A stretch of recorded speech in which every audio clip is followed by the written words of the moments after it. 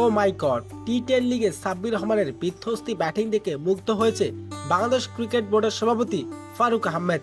12 বলে 34 রানের বিধ্বস্তি এক ইনিংস খেলেছেন তিনি। তাই তো এবার সাব্বিরকে ভারতের বিপক্ষে টি20 সিরিজ খেলতে ভারতের উদ্দেশ্যে উড়াল দিতে বললেন সাব্বির রহমানকে।